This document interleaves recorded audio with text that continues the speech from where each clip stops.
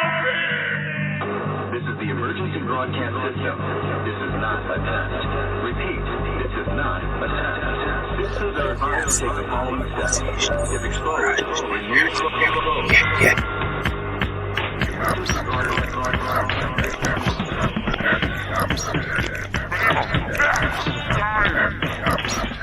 Podcast for the curious mind.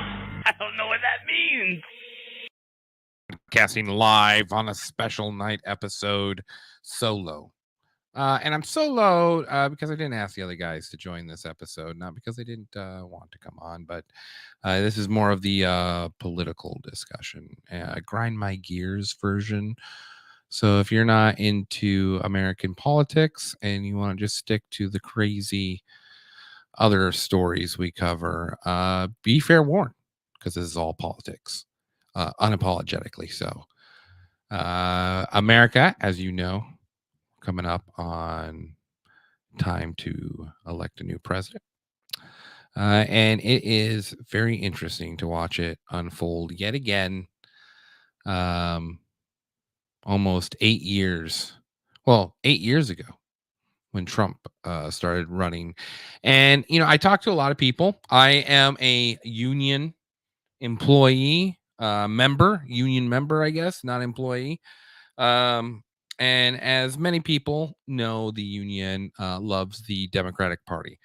I will come right out and say I am not a Democrat whatsoever. In my early years, probably leaned Democrat. Had a lot to do with idealism and this belief that, government can make things better.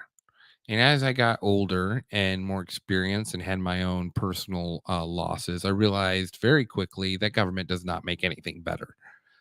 And so I went from being a Democrat to being a Republican. And that would probably be, I don't know, probably around 2015. And then Trump came along. And, I guess I paid attention to Republicans more growing up because I live in the Midwest, in Republican country, the good old boys. We have, Republican agenda is very prominent in the radio, talk radio, in how businesses ran downtown. You're a Republican. You vote Republican. And so I grew up secretly listening to Rush Limbaugh and really despising Republicans. And this would have been during the 2004, 2003, I think it was, invasion of Iraq. Maybe it was 2004 when that happened. The invasion of Iraq, and listening to Rush's take on it, called it a holy war. 100% behind it. And I didn't know much, but at the time, I remember, we weren't allowed to be political. So, but that didn't mean we couldn't pay attention to politics. And so I think I was 14, 15, started paying really heavy attention to politics. And, they wanted to go to war with Iraq after we had been in Afghanistan for a few years. And this all pertains to the debate that happened. Debate number 3 that happened 2 days ago. But I have to build it up. See, you got to know where I'm coming from here. Why I even give a crap. If you choose to care. Everyone has their own opinions, and I understand that. I'm just telling you my perspective growing up. And I feel like when it comes to my generation, I have paid attention to politics probably longer than most because it was verboten in my house. And so I put extra effort in when I was a young teenager to start learning about politics and observing how it worked. And, I remember 2001 happened, 9/11. And we go to war to Afghanistan, which was logical. Osama bin Laden was located in Afghanistan, or so we were told. And as it dragged on, and we couldn't find Osama bin Laden, then all of a sudden,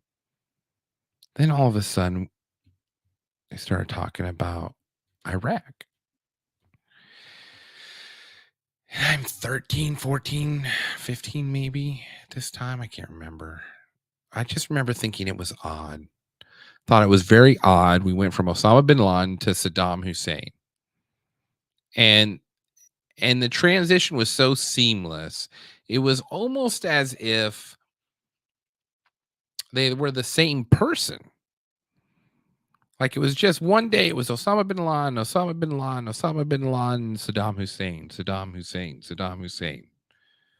Without any explanation, really. And this was back before, I mean, we had internet, but this was back before internet was easy to use and you watched your news on TV. Like most American families at that time, and we watched the invasion of Iraq because it was the first live streamed war, Remember Tom Brokaw being out there looking just tired as heck.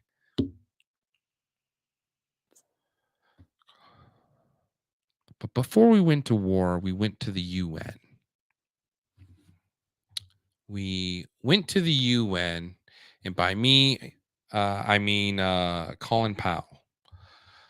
Colin Powell went to the UN, and the reason why he had to go to the UN was because that, before you do anything, when it comes to war, and when it came to Iraq, this would have been considered um, an invasion, a straight up invasion, an invasion of a country. So you got to go to the UN. Similar to what's going on in Israel now, demanding the ceasefire. You got to go to the UN. So the United States sends Colin Powell to address the United Nations. And I saw this. I saw this live because I just remember it was, the UN, how I was raised, was supposed to become the head of the one world government, and it would drive Christianity into the ground. Just silly doctrine stuff. But as a kid, you start paying attention to the UN because that, anyway. So I watched this speech to the UN by Colin Powell. And I had to have been 03, 15. I cannot tell you everything that we know, but what I can share with you, when combined with what all of us have learned over the years, is deeply troubling. What you will see is an accumulation of facts and disturbing patterns of behavior. The facts in Iraq's behavior demonstrate that Saddam Hussein and his regime have made no effort to disarm as required by the international community. Indeed, the facts and Iraq's behavior show that Saddam Hussein and his regime are concealing their efforts to produce more weapons of mass destruction. None of this should come as a surprise to any of us. Terrorism has been a tool used by Saddam for decades. Saddam was a supporter of terrorism long before these terrorist networks had a name. And this support continues. The nexus of... That's right. That was the argument they made, was Saddam Hussein housed terrorists that were similar to the terrorists that attacked us. Poisons and terror. Not the same. But, if we're over there in Afghanistan anyway, and we think that, there's more terrorists just a little way yonder, let's just take care of that while we're there. Is new. The nexus of Iraq and terror is old. The combination is lethal. With this track record, Iraqi denials of supporting terrorism take their place alongside the other Iraqi denials of weapons of mass destruction. It is all a web of lies. When we confront a regime that harbors ambitions for regional domination, hides weapons of mass destruction, and provides haven and active support for terrorists, we're not confronting the past. We are confronting the present.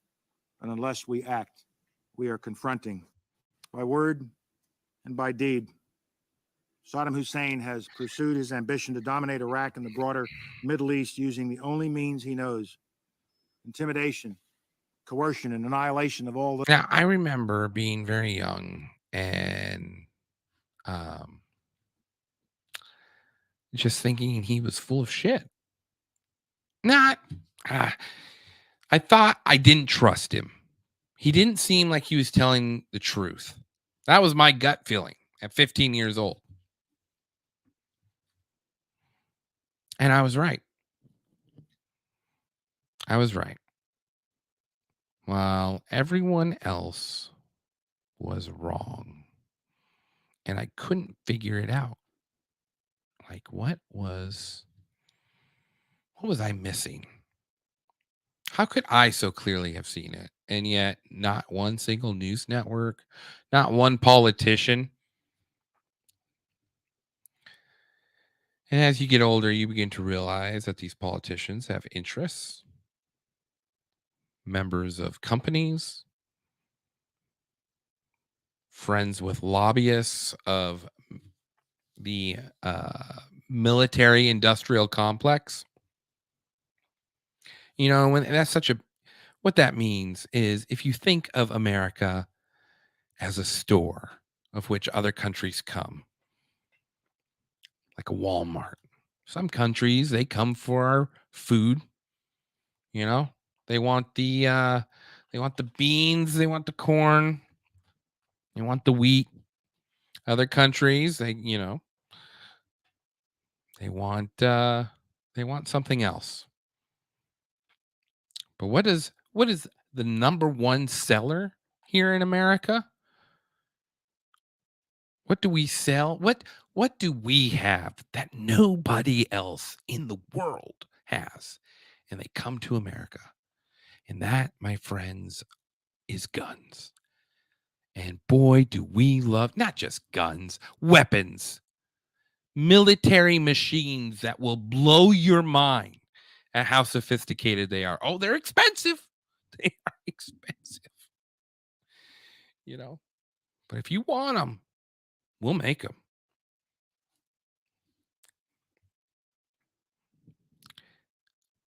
That's what we were dealing with back in 2003. Saddam Hussein did not have nuclear weapons. Was not trying to build nuclear weapons. Was Saddam Hussein a crappy person? What the fuck does that matter? What does it matter if he was a crappy person? He's not in our country. He's not in our country. He's in his country. And if he's a crappy person in his country, there's people there that can take care of it. Not our problem. Oh, but we made it our problem. We took a moral high ground.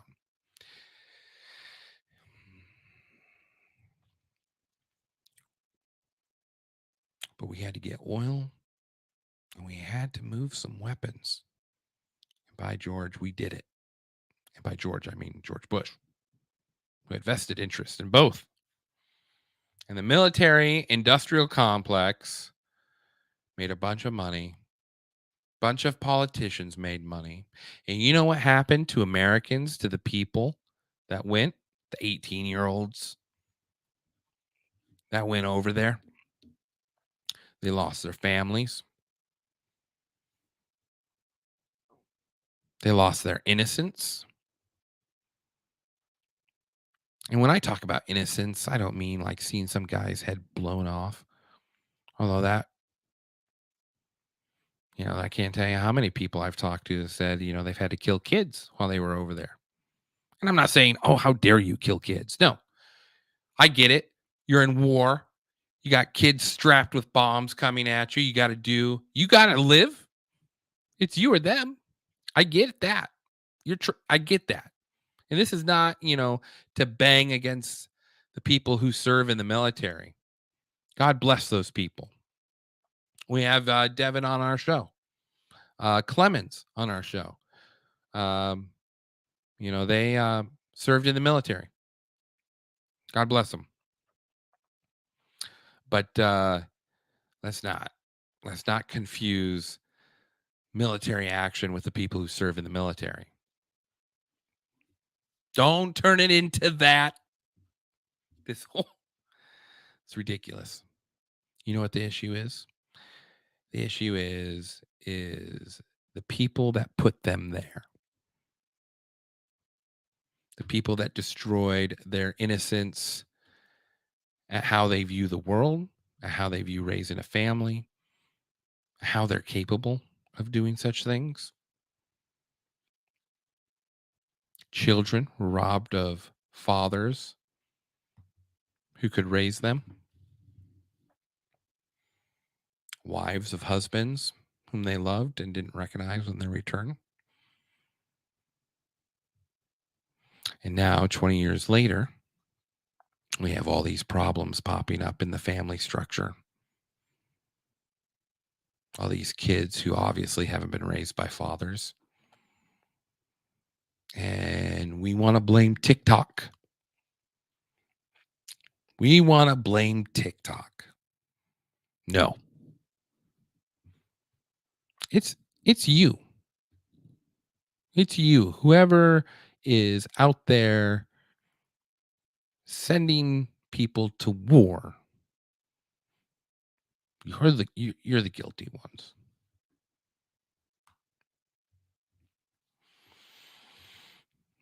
There's a lot of flaws in a lot of politicians. And that's because we're human, right? We all have flaws. We all have friends. We all want to take care of those we love.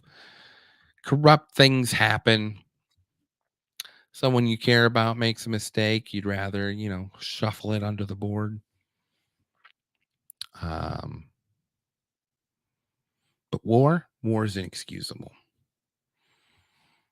If you send someone to war for the sole purpose of lining your own pocket, you're the worst type of human being.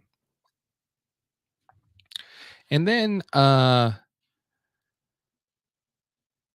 brings us to Vivek.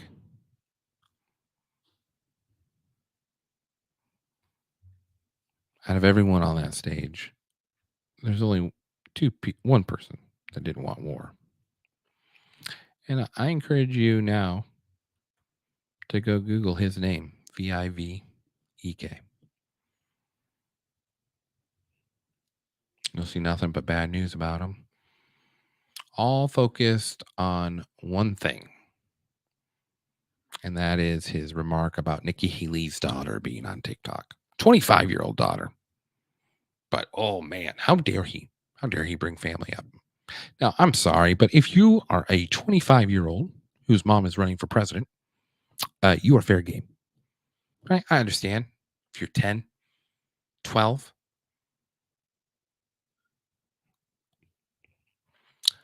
doesn't make sense. Why is this the biggest deal of the night? Why does it make him scum? That's what she called him, scum. Which it was, it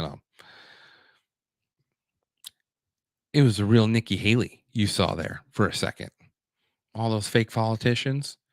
She was pissed that she got caught with her own family having TikTok. That was real Nikki Haley. She was pissed. Scum. I'll tell you why they focus on just that. Maybe you should watch some of the other things he said. This isn't very long, but I think it's worth taking a look at and seeing just maybe why exactly the only thing the media can focus on the last 2 days was on him calling out Nikki Haley's daughter.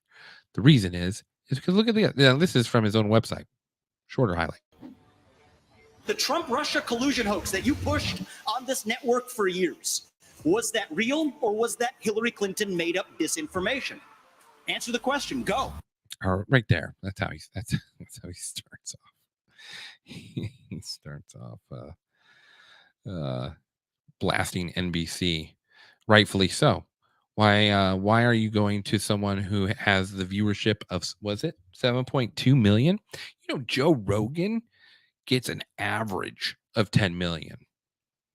And then if it's someone interesting, I've seen it go all the way up to 55. So Vivek starts off calling them out for that. Of course, you know, why are we doing this? Why are we placating to the media?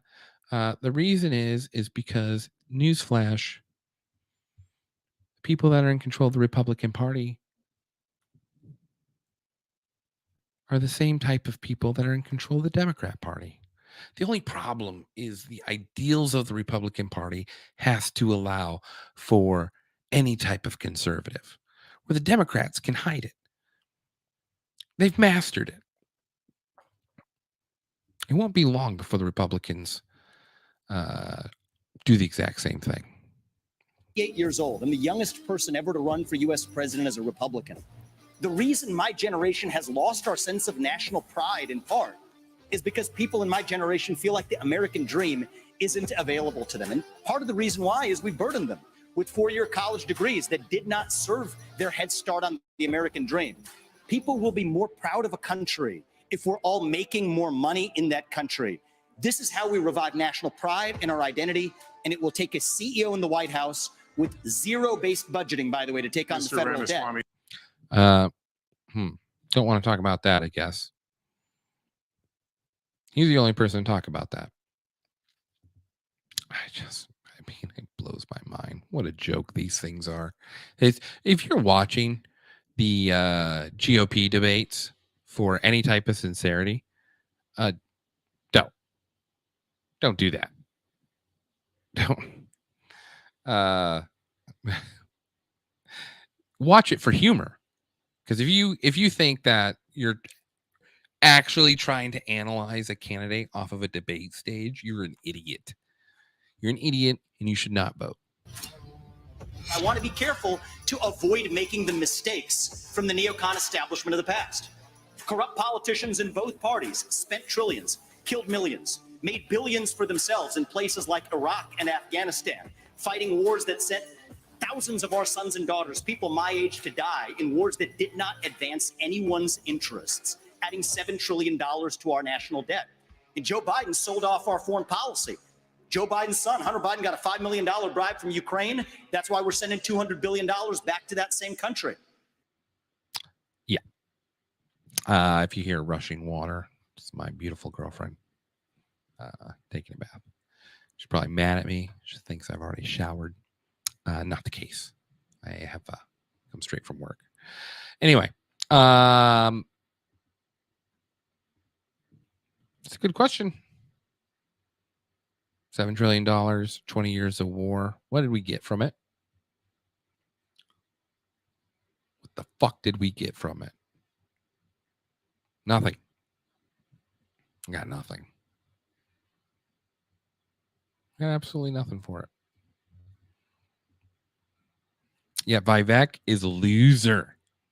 Loser. There's more to this.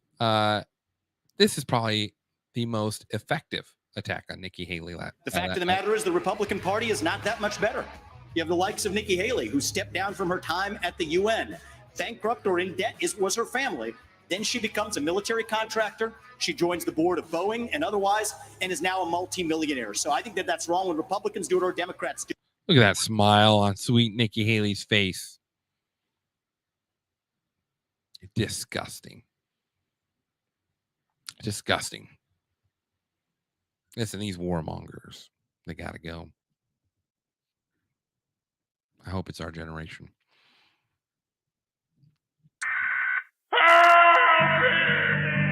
This is the emergency broadcast system.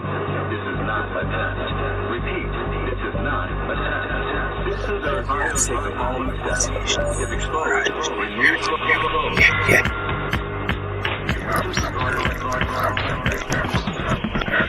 Sir.